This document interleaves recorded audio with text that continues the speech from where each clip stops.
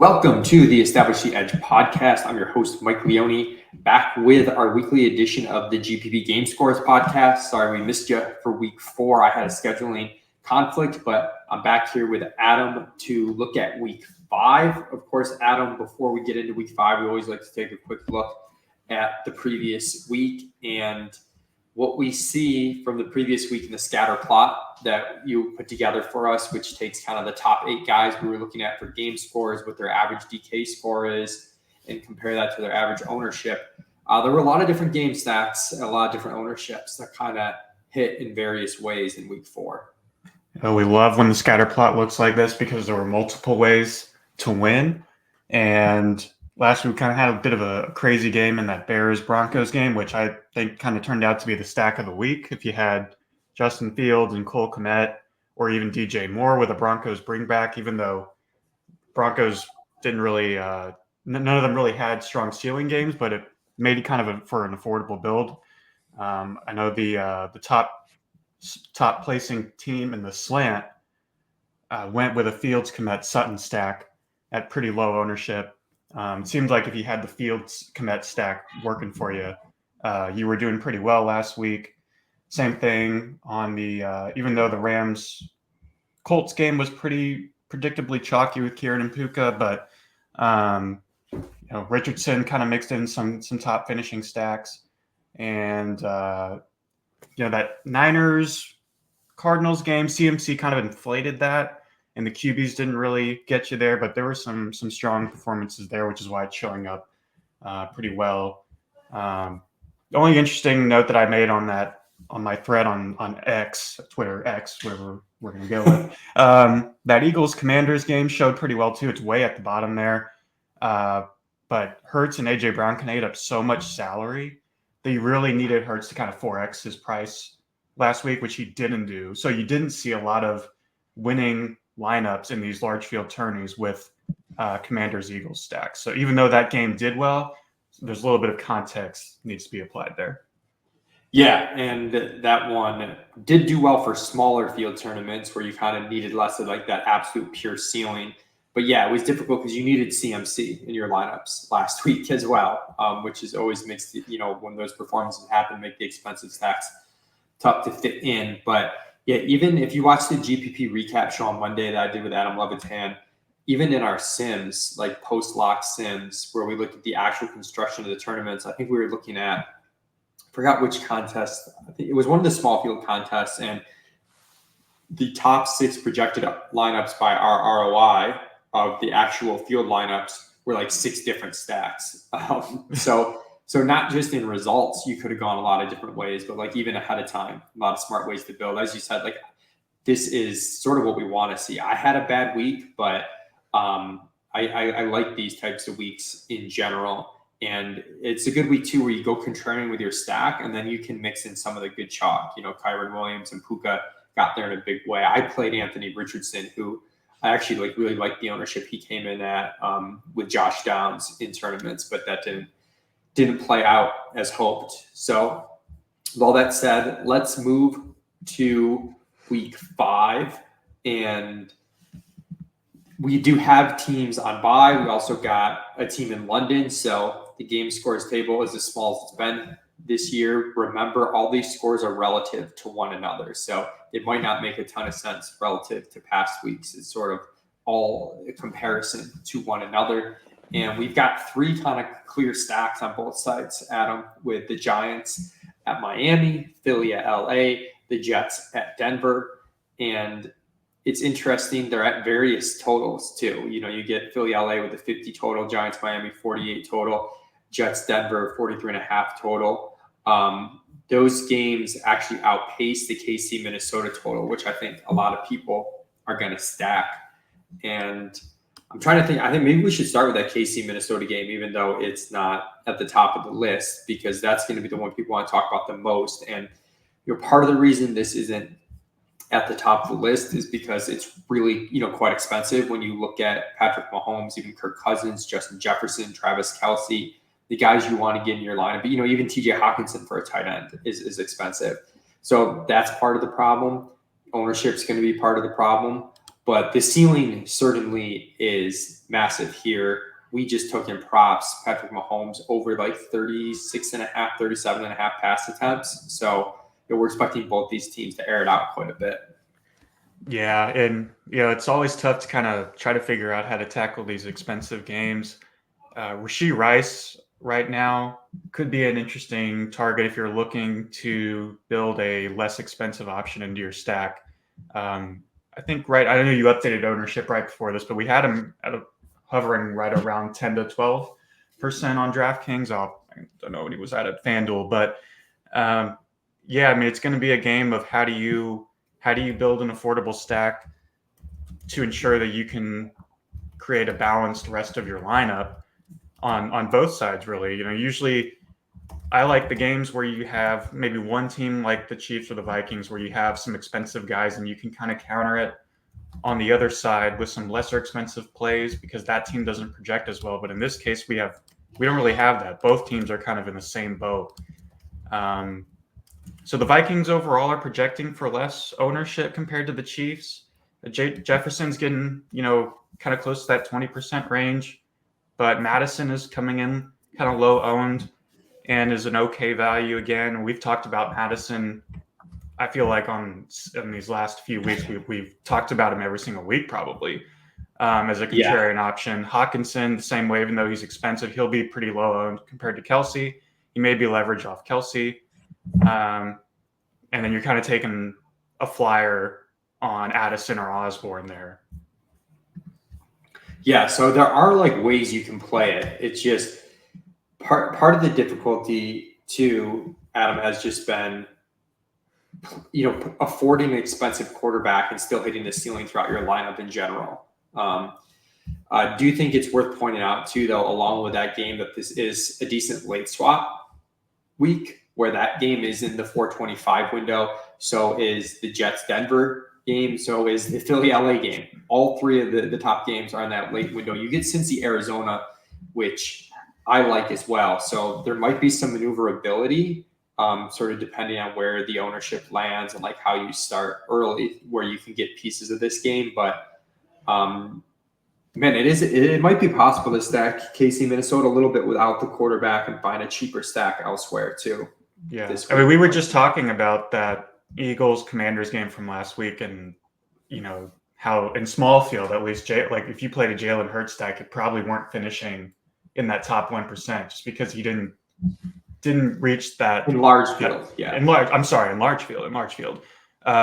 Didn't reach that point threshold that we needed because the salary was just so high. He didn't really get there on the 4X level. So yeah, I mean, I could see maybe a stack without a quarterback as a viable play for this game as well. I could see that.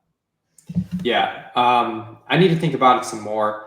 I mean, you hit on the different ways to stack this, but Rashee Rice definitely running more routes for Kansas City opens up like an easier path to double stack Mahomes. Drew and I kind of talk how we haven't stacked Mahomes a lot because one, he's expensive, and two, like there's not really a way to double stack him, and it doesn't seem to work out. But Rashee Rice is sort of emerging as that option with the routes up the last couple of weeks. Let's move on to the Philly. Let's move on to let's do the Giants Miami game. We'll kind of go in order of the totals here. Let me bring back the game scores. Actually, no, Philly LA is the next highest total, but we'll go to New York Miami since that's highest in the DK game score by a fractional amount over Philly LA. And there's always so much ceiling when Miami plays in our projections because the efficiency these guys project for results in these really tail outcomes to the right side. You get absurd ceiling from Tyreek Hill. We've seen Devin Achane with an absurd ceiling, and now he's getting more base work that we can feel comfortable projecting. And it's pretty crazy. The Giants have been really atrocious this year. You're hoping, I think, if you play this game that you get some resistance from the Giants and you get them playing a little bit fast and throwing the football. We'll sort of see if Saquon makes his return this week. We currently have him projected out. But, this is another game where it's sort of tough to figure out the exact stacking with Tyreek at 9K, 2 at 7,100, but the individual upside of so many players is really quite high. It's also one of the few games, maybe even the only game that looks interesting on the early slate. Maybe the Titans Colts game looks a little intriguing on the early slate, but yeah, it's such a loaded afternoon slate that this game, especially on the Giants side, may even go a little bit overlooked on stacks. Daniel Jones actually projects as a pretty good QB value, and I mean it's a tough click. I mean he's had some really bad performances this year, but he's also in that Arizona game, I think in week 2, was it? It had, a slate, huge game, huge game. You could argue maybe a slate breaking performance. So, that's a little bit interesting. Again, it's a tough click, especially with the amount of games on the afternoon slate, but Daniel Jones with so I was just saying you get Wandale there. Yeah, you get Wandale there. Yeah. He's going to be chalky, but right. That starts to open up the salary to let you either stack the Miami side of things, or if you did like a Daniel Jones stack with Wandale, you could possibly do the double bring back. I think one thing I've seen with the Sims and just in practice is trying to allow my brain to wrap itself around taking 2 teammates without the quarterback, which I generally don't want to do. I kind of want give me the teammate, give me the guy that's going to go off. He's going to have all the points. Let me just pick the right guy. But I think there is something where you can take Achane and Tyreek Hill. Not that you have to, but I do think that's viable with like a dimes stack with Wandale. Maybe you double it with Waller as well. Yeah. One of these weeks, Jalen Waddle is going to have a ceiling performance, right? I mean, his value it makes it so tough. But I mean, he's not going to be owned not nearly at the level as his teammates are going to be. I mean, if you really wanted to get kind of crazy there and get something low owned, I mean, Waddle is always going to be there. But again, we've watched this Miami offense work. We know where they're efficient and where they operate best. And where they operate best is in the running game with Mostert and Achane and with Tyreek Hill. But yeah, I think the Giants kind of make this stack a little bit more viable and more fun.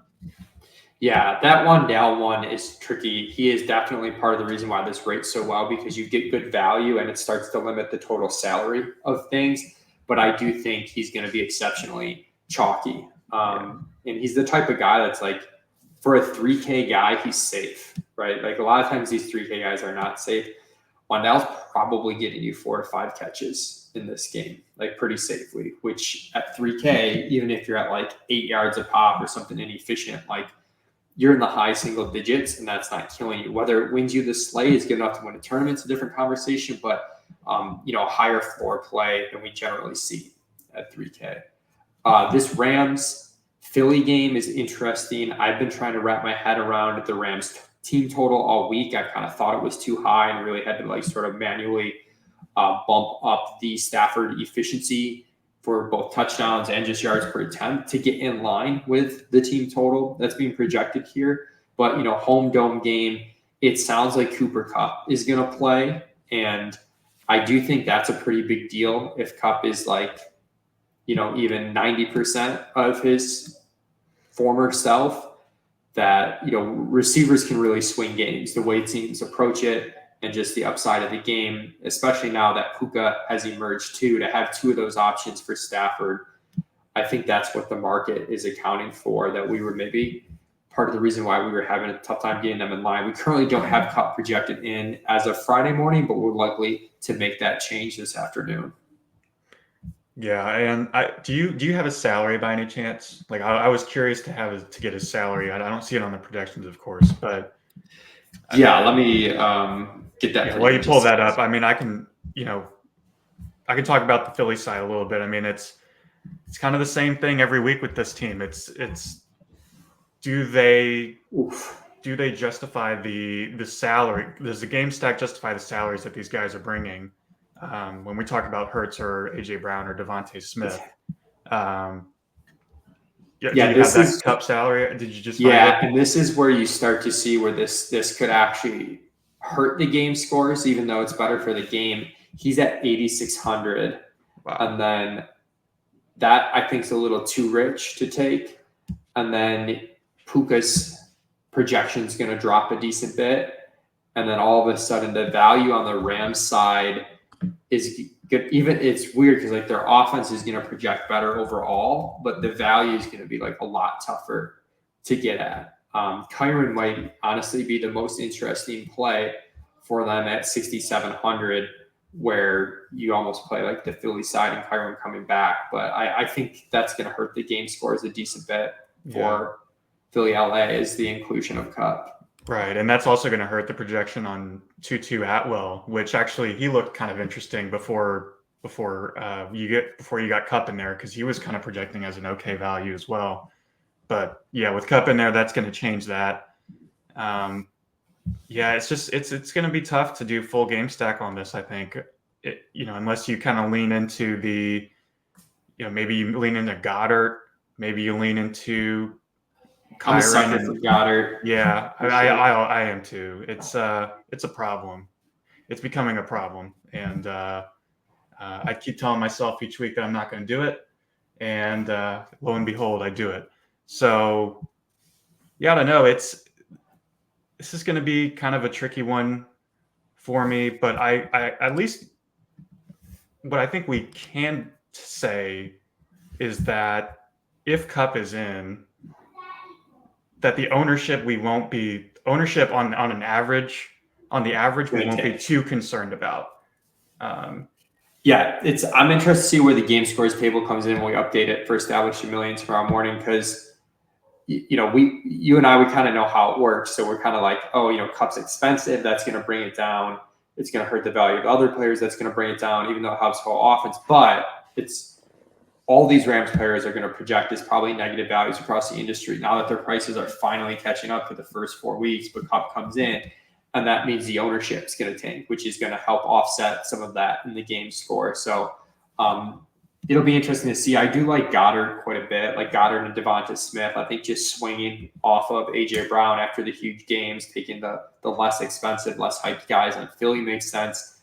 I have a feeling that I will probably like those guys as one-off GPP plays more than I like the game stack come actually making my lineups. But it's definitely an interesting situation.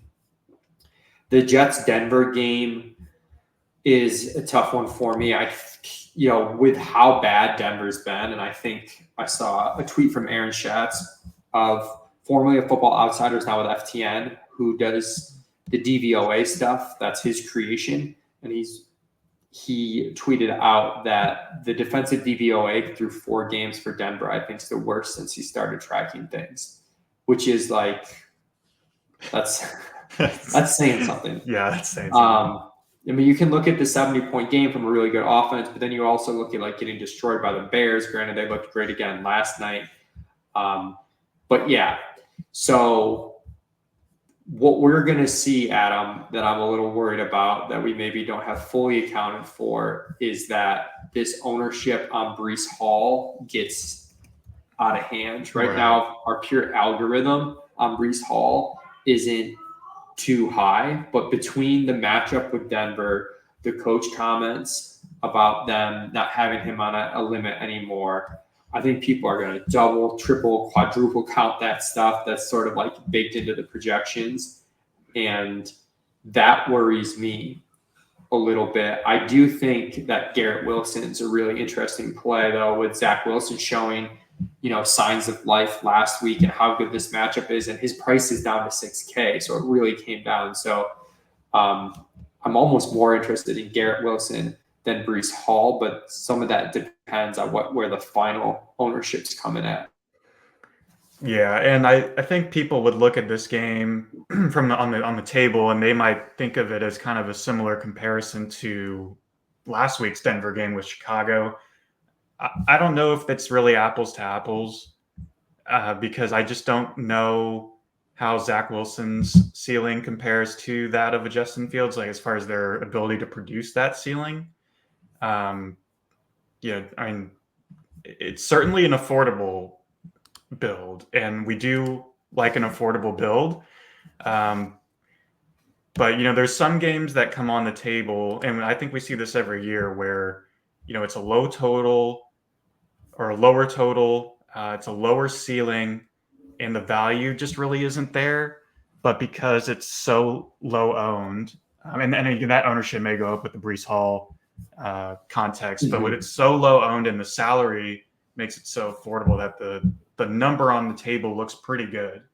But I hesitate with these games sometimes because the game rates for lower ownership and is affordable doesn't mean you should necessarily play it in a game stack.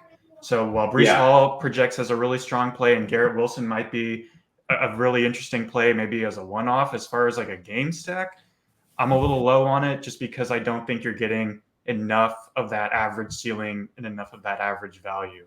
So I'm a little hesitant to play it in a game stack, but I do think Wilson is a good call as far as like just a standalone wide receiver play. He's got like a decent value and is like one of the top ceiling pass catchers on the slate. Yeah, it's a tricky one for me. I mean, you do see some ways where like maybe you can get in like some of the KC Minnesota expensive correlations by stacking this game, which is probably the best thing I can say about it. But I agree. Like I don't think I can roll Zach Wilson out there. And then the matchup for like Russ specifically, like it's not that great.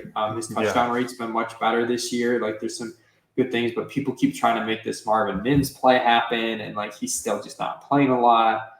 You do get some value in the backs with Jaleel McLaughlin and Samaje Perine with Javonte Williams out, and those guys could both be like somewhat low owned because the matchup for running backs against the Jets isn't perceived as a good one, and it isn't a good one, but just on volume. But like how that fits into a game stack, I don't know. So this might be more of like a mini correlation thing where you eat into a little bit of chalk with Brees or Garrett, and then you take someone that's low owned on the Denver side of things to go with it. But I don't think you're full game stacking this. And this week's turned out to be tricky. The game I actually like is rolling the dice on some of the Cincinnati stuff, but that's really gonna come down to ownership. Now that game is late as well, but it's real interesting case study in how people react between how bad Burrow's been. I know like in our own internal Slack, we've had a tough time projecting Burrow. And it's like last week it was like, okay, he looked decent on Monday Night Football against the Rams. Now he's got a pass fall against Tennessee. Like, let's sort of ignore the noise of the first few weeks. He's getting healthier. Then he does terrible against Tennessee. And now it's like outright panic. Like, Mark Dankenbringer, who helps with the projections, was pointing out the previous 2 seasons, Burrow's had like 4 games out of like 32 or whatever under 6 yards per attempt. He's had 4 games out of 4 this year under 6 yards per attempt. Obviously, the calf injury is bothering him, but like, how much do you dock him? Also, we're projecting T. Higgins out, which like isn't good for Burrow, but it is good for the value of the other players on Cincinnati. So there's a lot of moving parts. It's going to be tough to play the Burrow double into the current ownership or projecting, which is like if people play projections, they're going to get a lot of Jamar Chase. They're going to get a lot of Tyler Boyd. Burrow is going to be modestly owned, probably gets pulled up in small field just because of the correlation there.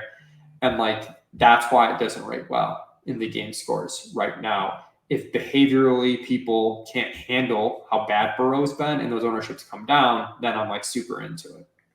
Yeah, totally agree with you there. And the interesting part is that even on the Arizona side, like the way we have it projected right now, like that's not getting you any relief either on ownership. Like Marquise Brown is one of the top wide receiver values on the slate.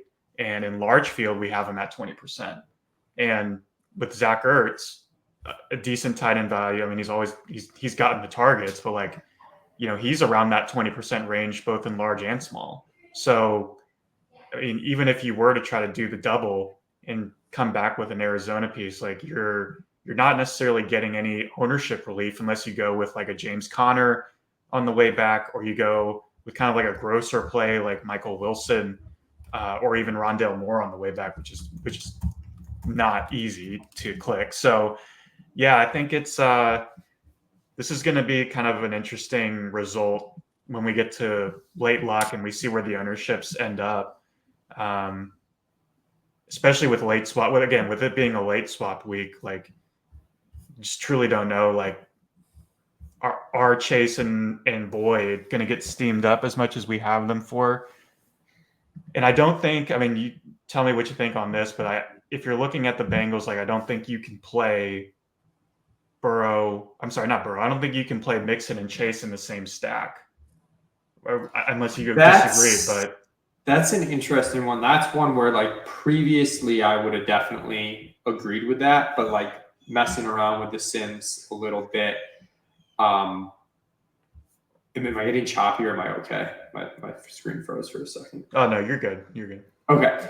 But messing around with the Sims a lot this year, like I am a little bit more open to that running back with if you've just been on the offense having a really good day and it's a concentrated offense, like I'm open to it, but like it feels bad to do it if they're into ownership on both of them, right? Which is what we have right now. But so I think from like fantasy point potential and like your odds of winning, like getting the right combination of points together in a small field tournament, that like them together is probably better than it feels. But then when you layer in that they're both right now projected to be chalky, I'm kind of like, I'd rather fade one and hope you get the alpha game from the other. So this is sort of the difficult spot, I think, for this week is, usually we have some clear stacks that we really like, Adam, but this week, a lot of these game stacks were kind of like, well, we like parts of it, but we don't like the full game stack. Yeah, it's an interesting week. As we've kind of talked through it and like as I kind of put together my notes for this week, there wasn't really one stack that stood out. And usually when we feel that way, I feel like it kind of plays out in the results too, where we don't typically see like a full game stack kind of do really well on a slate. I hope we're wrong because I like to see the scatters like last week where there were multiple ways to win multiple stacks to get you there. But the way it's setting up right now, I don't know how I feel. I just don't have as good of a feeling about this week compared to last week. But we'll see. We'll see. Yeah, as we talk through it, like I'm kind of thinking a chalky or dime skinny, eat sort of the chalk Wandale at a low price, get some high upside Miami coming back, and then like that should, especially if it's like Achane or Mostert, you've got salary to play with. Is sort of my lean at this moment. We also get the Tennessee at Indy game where Indy wants to play fast paced, Tennessee doesn't, and Anthony Richardson stacks are interesting to me. Their PROE was extremely negative last week after being positive. So I think that might be a week-to-week thing for them. And this opponent should have the Colts calling more pass plays. If it does, Josh Downs, again, I think is like an interesting stat candidate, just like he was last week where he's really cheap. People aren't going to play him. We could get Jonathan Taylor back, though, this week.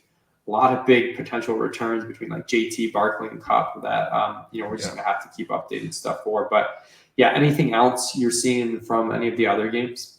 No, I mean, if you weren't going to bring it up, I was going to bring up the Colts Titans game as like a lower scoring, a lower rating game that may be a little interesting. But other than that, I think we kind of covered it all.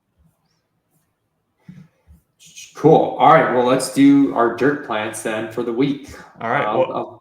You want to start or I can go first? I was going to send it to you. All right. Because we were just talking about this game, Colts Titans, and I think there's an interesting dirt play in the mix. We didn't bring him up, but DeAndre Hopkins kind of is set up in a good spot this week. And even though he is going to get played, he's not like an extremely gross play. Like he's not an extremely gross dirt plant like I've tried to do in the past, but I still think people are going to be really hesitant to pick him.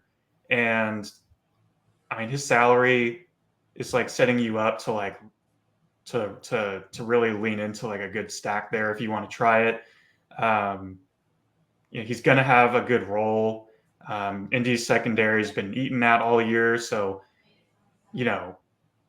it's kind of a stale, like DeAndre Hopkins is kind of stale. He's like stale bread sitting in your pantry. And I think this week may be the week to take out the stale bread and try to do something creative with it.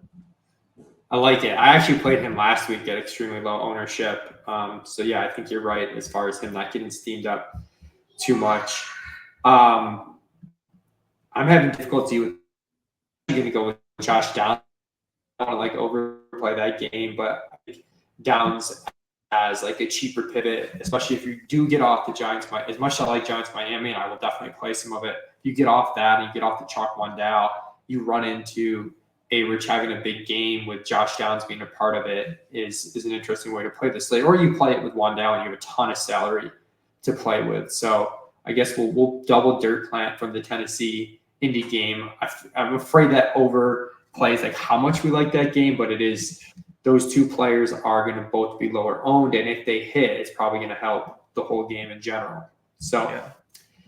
That'll do it for us on the Week 5 edition of the GPP Game Scores podcast. Adam, as always, thanks for joining me. Make sure to check out Adam's thread on X each week after the games are played, which he has that scatter plot and makes some analysis based on how the game stacks played out.